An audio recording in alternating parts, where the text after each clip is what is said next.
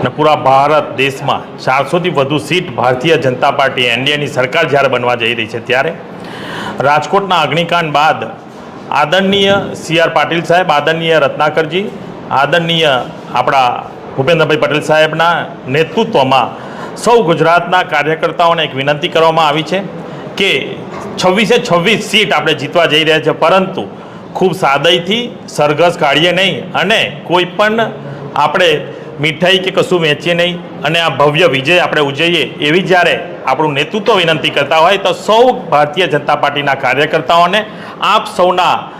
દ્વારા, આપ મીડિયાના દ્વારા અમે વિનંતી કરી રહ્યા છે કે આવતીકાલે જ્યારે ગુજરાતમાં 26 સીટ આપણે જીતી રહ્યા છે ત્યારે